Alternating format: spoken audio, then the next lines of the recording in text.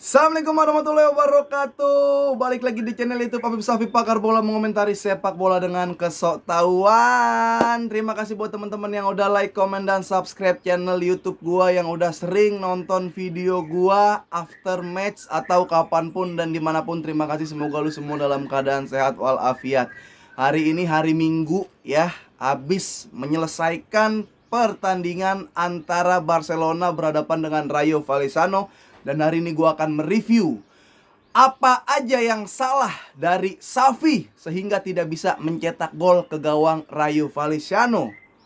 Apa aja kekurangan dari Barcelona sehingga belum bisa memanfaatkan mesin gol Lewandowski. Karena menurut gue Lewandowski di Barcelona sekarang tuh ibaratnya Barcelona punya Mercy tapi nggak bisa cara jalanin Mercy-nya.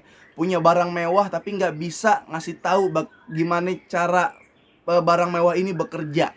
Nah, kesalahan yang pertama menurut gua, Xavi terlalu pede dengan line up, dengan Gavi dan Pedri. Oke, kalau misalkan Gavi dan Pedrinya bisa membayar kesempatan yang dikasih oleh Xavi, tapi mereka nggak membayar itu. Karena yang dilakukan ketika Busquets megang bola, yang lain pada maju ke depan, kagak ada yang mau ngambil bola turun deketin Busquets dikit. Tapi sebelum lanjut ya ke pertandingan lebih detail lagi, gue udah megang papan 4-3-3 pakem Barcelona.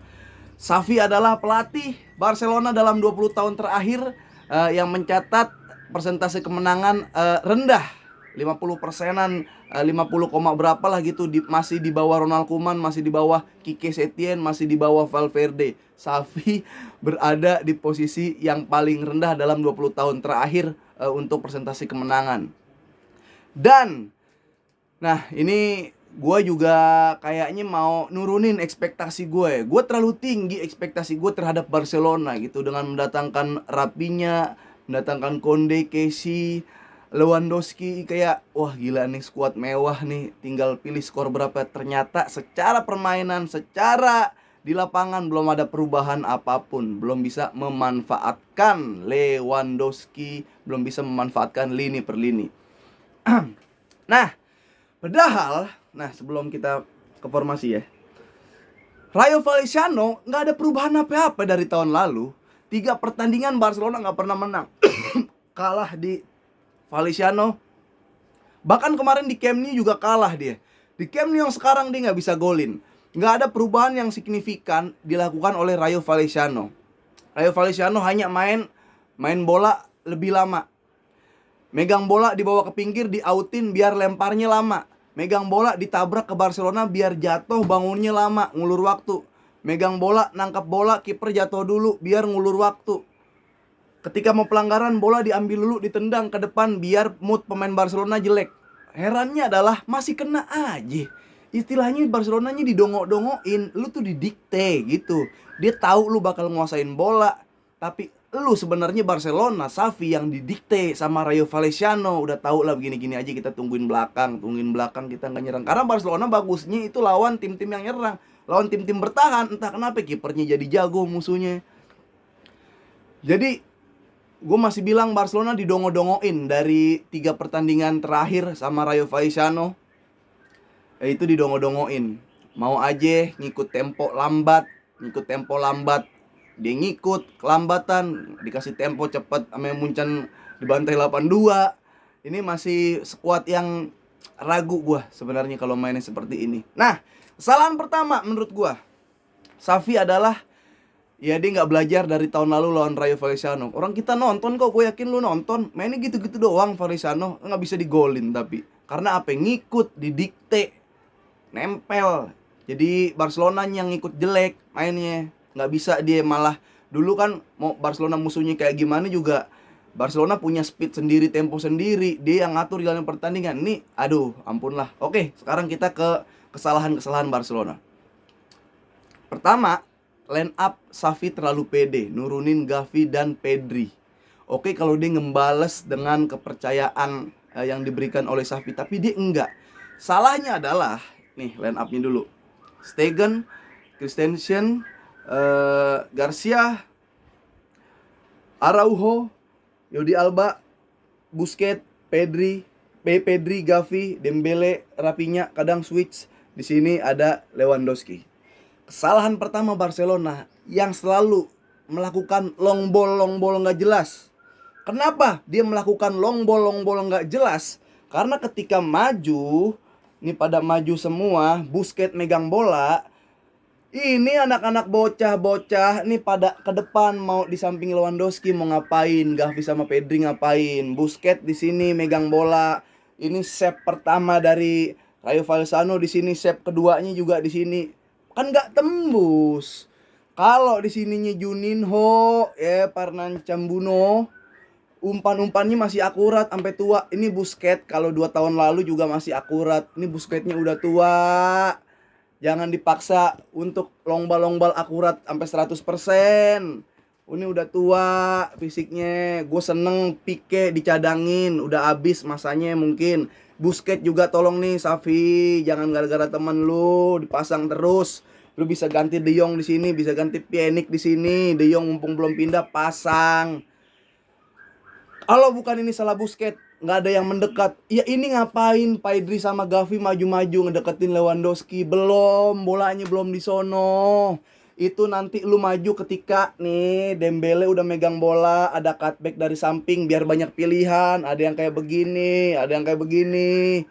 Ini masih pada jauh, udah pada di depan gawang mau ngapain? Lewandowski-nya juga jadi bingung. Satu orang deketin dulu kan main, Busquets megang bola, Iniesta nyamperin, Xavi nyamperin, gairing ke depan, ini pada maju bareng-bareng.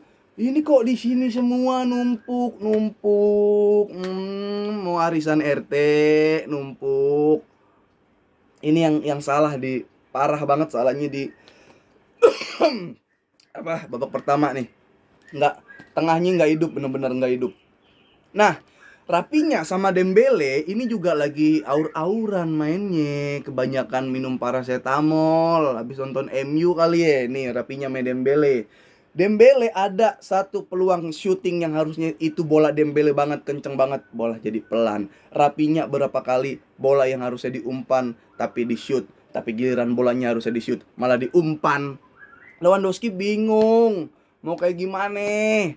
Ini kayak lu punya Mercy tapi Mercy-nya belum bisa lu manfaatin. Beruntung masih punya Ter Stegen. Beberapa kali save. Serangan balik di save sama Ter Stegen. Jadi ini Xavi harus mulai berani. Lu udah berani cadangin Pique, Xavi, lu juga harus berani cadangin si Busquets. Alhamdulillah Busquets kartu merah. Jadi pertandingan berikutnya nggak main lah. Kita lihat taruh siapa De Jong di situ atau udah dapat Bernardo di situ. Pjanic pun di situ nggak apa-apa sebenarnya. Casey pun di sana. Jadi gue bingung pemain Barcelona pada ringkih. Ya. Araujo main di sini dia nggak nyaman. Araujo nih jadi menurut gue ini kayak pasukan khusus, tapi khusus buat ngelawan Madrid kalau ditaruh bek kanan, karena selain lawan Madrid jelek dia main di bek kanan Araujo. Overlap jelek, turun juga ketinggalan, interceptnya juga jelek, kegocek sekali sama pemain Rayo. Itu bisa gol tuh kalau pemain Rayo lebih kelas yang pertama digocek. Harusnya di sini bisa dash. Sergio Roberto pun nggak apa-apa lah, di sini masih ada insting maju mundurnya walaupun capek, larinya pasti lebih pelan, tapi ya lu harus cari bek kanan sih. Balde pun ditaruh di sini nggak apa-apa sebenarnya. Nah, ya udah Dembele hamstring akhir-akhir, Pedri dibilang nggak nyaman akhir-akhir, Casey pun cedera di akhir-akhir. Jadi gue ngeliat ini apaan sih, gue kayaknya ketinggian ekspektasi gue sama Barcelona nih. Jadi gue selagi masih Xavi bermain dengan seperti itu, jarak dari gelandang bertahan ke gelandang serang terlalu jauh, enggak lah, masih berat Barcelona buat juara La Liga pun berat. Bakal lu ketemu lawan yang tipenya kayak Rayo Vallecano berikutnya akan seperti itu semua, dan lu akan selalu kedikte juga kalau lu nggak belajar Xavi-nya. Babak kedua dia masukin De Jong dan Casey. Padahal gue lebih milih line up-nya tuh awal ini Gavi sama Pedri bener-bener nggak kelihatan ya. Babak pertama tuh nggak kelihatan Gavi sama Pedri. Mending kenapa nggak langsung di sini Busquets, De Jong, Casey, Busquets, De Jong, Pedri. Itu kan idealnya di situ Barcelona. Pedri nggak apa-apa ya, lu kalau mau nemenin Lewandowski di depan, jadi CF nggak apa-apa ya di situ. Nah, De Jong ini masih mau turun mainnya karena dia biasa dulu double pivot di Ajax. Dia juga turun, dia bisa jadi DM, bisa jadi central back. Jadi De Jong nih lebih akselerasinya lebih dibutuhkan tadi malam. Ketemu pemain-pemain yang kayak gitu, bukan disuruh numpuk ke sini semua. Ampun dah gue. Ansu Fati main, gue nggak berharap banyak sekali lagi sama Ansu Fati, walaupun ada sekali shoot yang mengarah ke kiper, tapi ya enggak lah. Belum gue lebih nggak apa-apa lah, Ferran sekalian, asal Ferran jangan finishingnya kasih ke Lewandowski. Jadi PR Barcelona masih banyak. Pertama ini coba dilihat lagi, Xavi harus berani, udah berani cadangin Pique, berani juga cadangin Sergio Busquets, dia udah abis. Kalau Busquets masih kayak 2 tahun, 4 tahun lalu, dia masih punya long ball yang oke, tiba-tiba umpan ajaib ke Lewa, ke striker, itu masih nggak apa-apa, ininya maju. Ini butuh ditemenin sekarang, apalagi nanti kalau bukan Busquets, ditemenin dulu, biar build up-nya pelan-pelan. Nggak apa-apa Barcelona pelan-pelan, nggak apa-apa buru-buru, kemarin nggak jelas. Nah, tinggal Dembele aja, ya udah itu gua anggap Dembele lagi apes, Rafinha lagi apes ya. Jadi Lewandowski, bagaimana cara memanfaatkan Lewandowski, ya udah.